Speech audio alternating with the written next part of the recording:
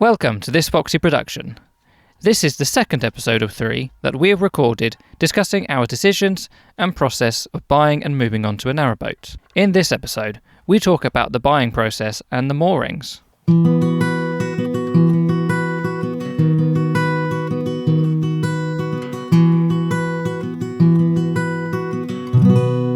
What was the process of buying a narrowboat like? How many boats did we look at? Right, so buckle up, this is a story.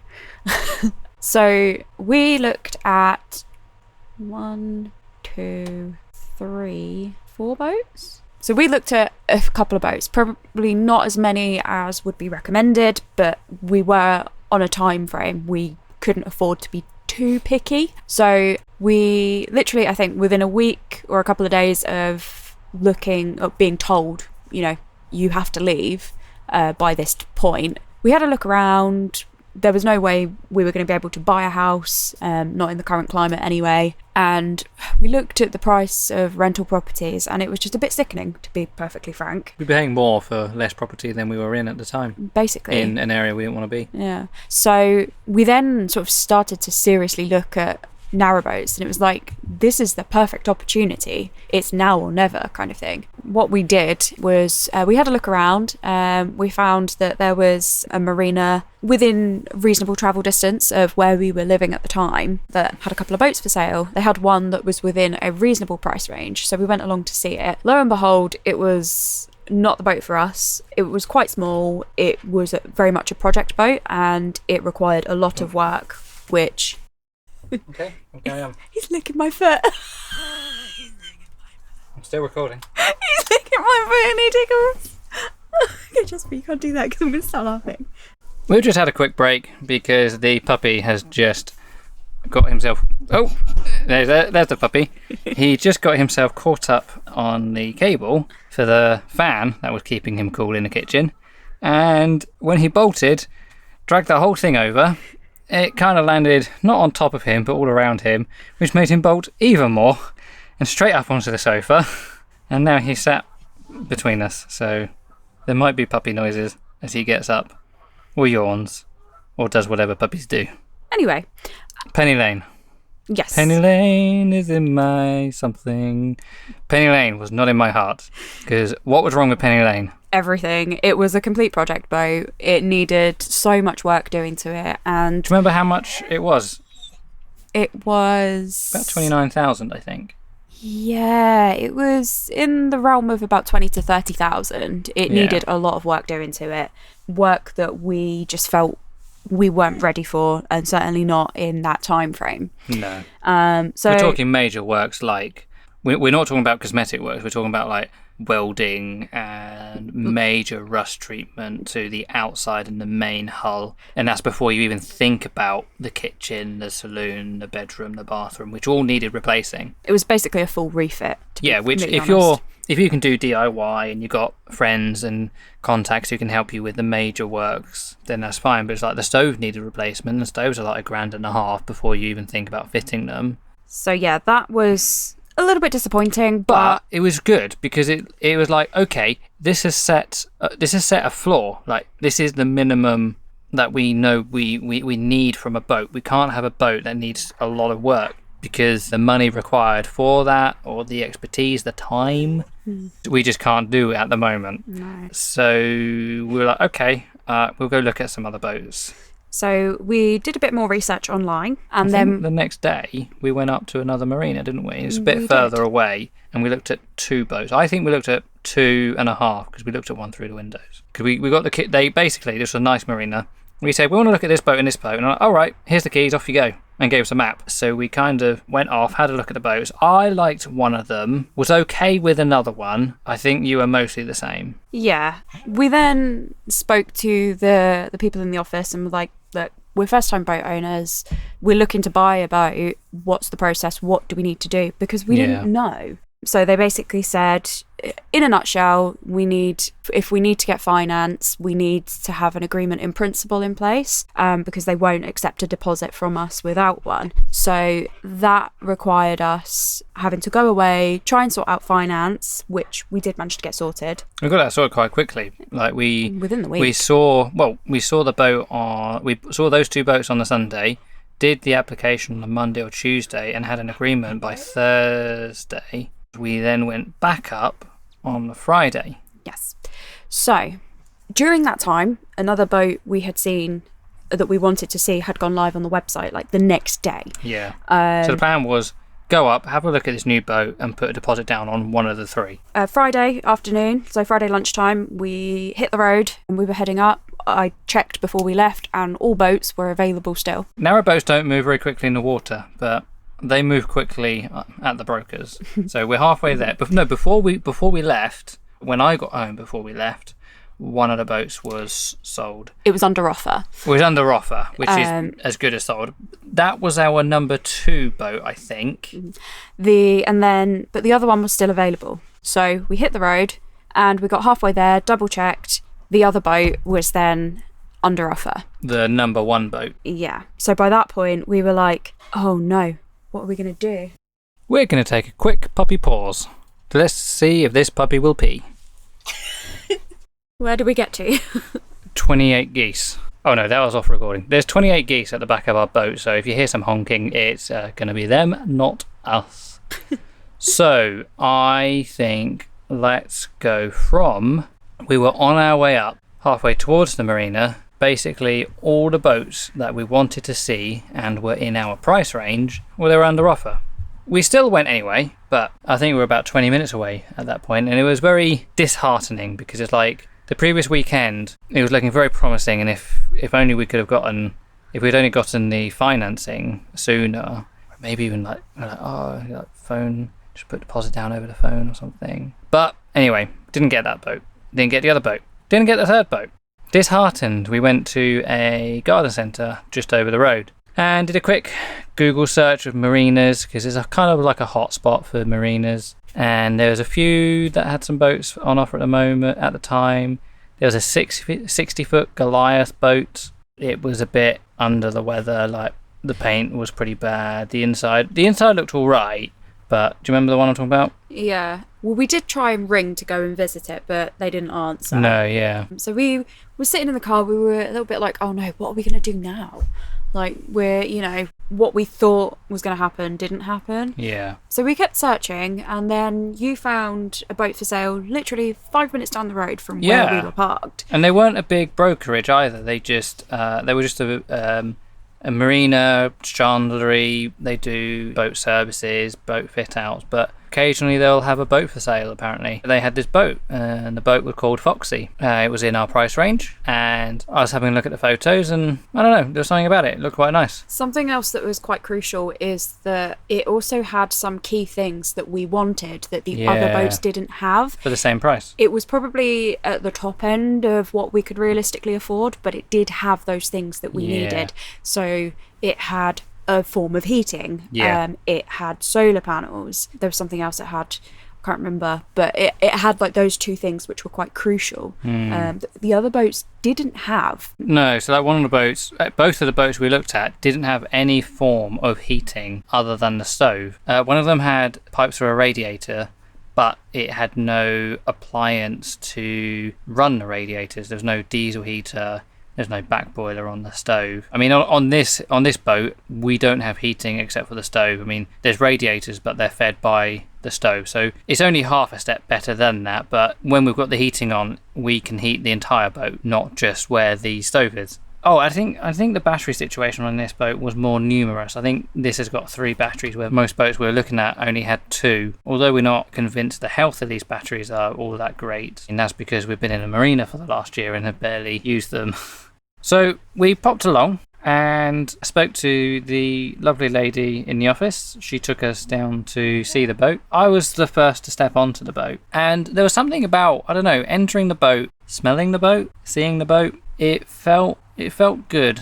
I know that there are parts of the boat that we will inevitably change around, change colours, remove things. Some parts of the boat are very traditional in terms of like canal artwork, which we're not, we're in our 30s. We're not in love with the roses and the castles. Not to dismiss it, it's just not our style. So we're not afraid to remove elements of that from our boat that we deem we want to remove. But yeah, it was just a case of we got on the boat and just had a good feeling about it. So we put the deposit down pretty much straight away. And then it was just sorting out the logistics of buying a boat. We wanted to get a pre-purchase survey done. That is something that basically tells you how safe the boat is, both in terms of how safe the boat is in the water, in terms of sinkability, is there any holes in the hull, how thick the hull is, the condition of the hull. But it also goes into things like electrical works, gas, safety, just other things like that, ventilation and the like. So we had to get that done. That took a while just because availability of an engineer to do that, it is quite sparse. And then out of that, there was a little bit of work that needed to be done electrically wise and gas wise. And then we had the boat blacked, which is where it comes out of the water. And there's basically a bitumen paint that is on the underside of the boat to protect it. The bitumen paint protects the hull from rust in the water. And this boat needed it to be replaced. So we had it hauled out the water, the old stuff removed, and a nice fresh coat added. Jasper cannot get comfortable because I'm where he wants to put his butt. Sorry, boy. And then, once everything was all squared up, we packed away our bungalow, put everything into our car, and then put everything onto the boat and chugged it down to where we currently are. And where we have been ever since. So, we are marine dwellers.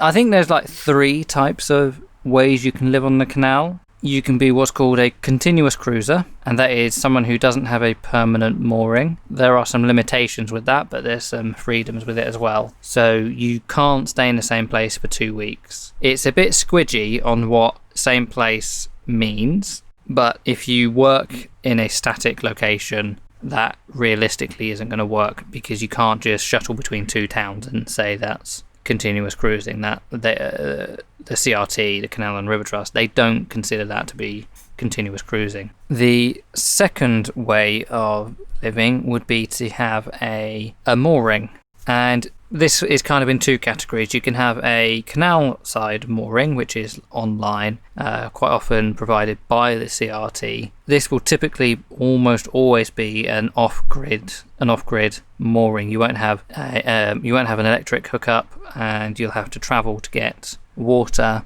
You'll have to bring gas, coal to the boat, or hopefully a fuel boat will go by. But you're on the network. It's easier to get out and about, to cruise. You're not restricted by marina rules or anything like that.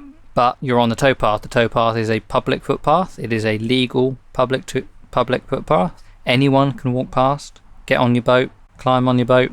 There's some security ramifications to, being out on a towpath. Anything not inside the boat is fair game to be swiped. That's just sort of the way it is. You might have £400 worth of coal for the winter, and then you come back and there's a bag or 2 missing. And then the other is a marina mooring, and that's what we have. We stay in a marina.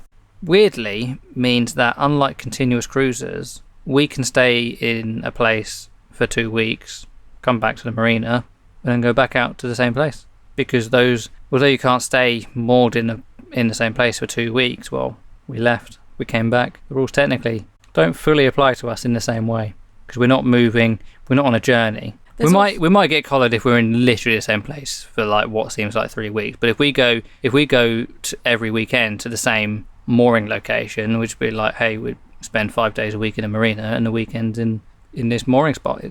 You can only travel so far if you are only going for a weekend trip. Yeah. Or so it's inevitable that that's going to happen to someone who is a marina dweller, particularly because, some of the people who have boats here don't live aboard. They live in a house and they come to the boats at the weekend. So they take the boat out for an hour's cruise, and an hour's cruise takes you about 4 miles because you're going 4 miles an hour. Sometimes slower past moored boats. And yeah, like one journey we've done took 2 hours to get through a section because there was so many boats there. The next day we come back, they'd all but gone, and we got through it in about 40 minutes, I think. So the main benefits are we have constant access to supplies such as water, coal, gas, electricity. There's a small shop for immediate supplies like Ecover, which is an eco-friendly washing detergent, washing up liquid, that kind of stuff. Toilet disposal, bins, car spaces, that kind of stuff. But then the downside is, that costs money depending on where you are, depending on the facilities, depending on how nice it is, how new it is, the more these things cost. I know we would like to be continuous cruisers, but our current jobs don't really warrant that to be a viable thing. We're looking to change that, but that will happen eventually. But I think there's probably like two types of communities in narrowboating, isn't there? And we're currently experiencing the marina community. And that's really helped us as we have both moved away from towns that we've lived and worked in for 30 years and come to a new town that's completely new. It's not completely new, like we're very familiar with parts of this town, but not in terms of living here. And we've had to move away from previous friendship circles. So at least having the somewhat friendship community that we have in the marina has kind of helped with that. What do you think about marina life? It's definitely been beneficial, particularly being first-time boat owners. Yeah, it's narrowboating on easy mode. Basically, you've got access to everything that you need. So like you said, all your utilities. And also, like, if things go wrong, there are people around you can ask. And I know, like, the first time we had to change a gas bottle, you were at work. Yeah. There was no way I was going to be able to lift a full, like, what is it, a 30-kilo gas bottle? 13. Oh. But they're 15 kilos because there's 2 kilo of metal on there as well. I mean, either way, there was no way I was going to be able to lift it. So I was able to ask somebody in the office, can you help me? I don't know what I'm doing. I don't think I can lift this. He came over, he helped, he removed the old one, did the new one. Two of them as well, wasn't it? That one? That was the first time we did the gas and both needed replacing. Because we didn't realise the other gas bottle was empty. Yeah. But that's a whole other story. But yeah, and I think it has added a layer of security as well. Like, I know it's not impossible to get into this marina. It's that idea that it's safer than being on the towpath. No, it's not the idea. It's the opportunity cost is that we are not on the public towpath, and to be frank, there's other boats around that are more likely to be broken into than ours because they are either nicer looking and more likely to have stuff in them worth nicking, or worse than ours and easier to get into in terms of security features and that. And we're not like, we're kind of basic. We're in, like, our marina spot is like the Goldilocks because we're not right by the entrance, but we're not the furthest away. So it's quite a sweet spot, basically. Yeah, we don't have to travel too far to get to any part of the marina, but we're not the first boat you're going to see when you come in. So if you're going to nick a bike, it's not going to be off our roof. You're going to, there's some boats, like 10 boats down, 15 boats down, that are going to be the sacrificial lambs for my old rusty foldable that doesn't fold anymore bike. It's the same where the towpath is. We're not right by it, but we're not so far away that we can't access it, or it's a pain to access. So we've kind of got, like, probably the best berth in the marina. It all depends on what you like. I mean, if you're less abled and you want to get easy access to the toilet disposal and the bins, by all means be right by the office. But then it's noisy as everyone goes past there. At least here we've got a reasonable amount of privacy and it's not too far away from the car park and things like that. Because where we are, there's a good number of boats. It's not a small marina. I mean, I've been looking at some other marinas and they're like a fifth the size in terms of numbers of boats than the one we're at. And there are others that are much larger as well, but I think this is probably on the larger side. I think it's in quite a good location. So for us, in terms of being able to get to work, we are, within commutable distance. There are amenities for us to be able to get to work. Yep. So that was always a driving factor for that. I don't take the narrowboat to work as some people thought I would. I think it's 4 hours and we didn't even get to the town I work in. I think we're 2/3, 3/4 of the way there. So probably 6 hour cruising twice a day.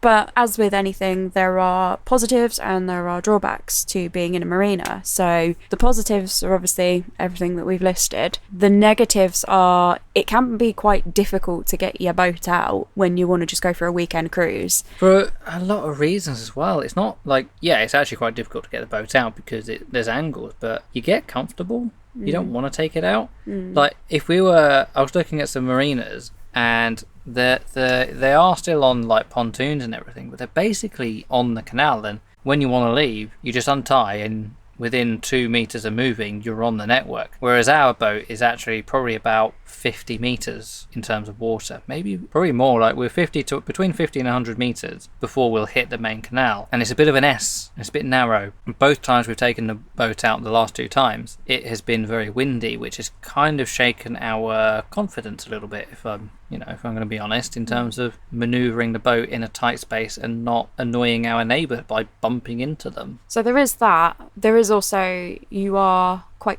close to your boat neighbours, which, it's not always a bad thing, but when you are trying to do DIY stuff, you have to consider noise levels, just general pollution type things, noise pollution. Obviously you have to account that some of your neighbours may work nights. So you've then got smoke. Cook smelly dinners. There's all of that. I know there's travel when you're in a house, but we are a lot closer. Like, our boat is probably half a foot away from the boat in the next berth one way, and a pontoon away from the other boat, and the pontoon is about 2 foot wide. Conceivably, there's another human within 2 meters of us through 2 walls who could potentially hear every word we're saying right now.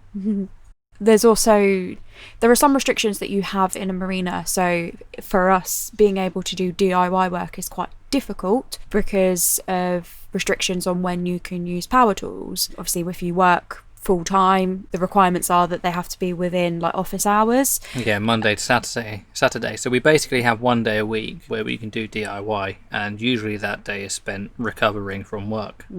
So it's, it can be quite limiting in that respect. Also, and I do understand why, but there's a bit of a restriction on if you want to repaint the outside of your boat. So if you're doing huge sections of it, it's generally not... You can't use rollers, you have to use a paintbrush. But paintbrushing isn't the fastest way to paint a boat. So it's, so there are sort of restrictions in terms of what types of works you can use, what type of power tools you can use. You can't really use anything that creates sparks, and quite rightly understand why that is. But obviously if you have works that you need to do to your boat, it just means you've got to move the boat out and take it somewhere to be able to do this kind of stuff. And then hope you've got enough power to run those tools. That too. And, I think also part of it is if you have a boat, you want to be out cruising. It can be quite restrictive. But when you're tied to one location for a job, there's only so much you can realistically do. I think there are probably more upsides to being in a marina than not, but I think it also just depends on what you want out of it as well. Like, do you want to be a continuous cruiser? Thank you for listening to this episode. See you next week, where we talk about the pros and cons of living on a narrowboat.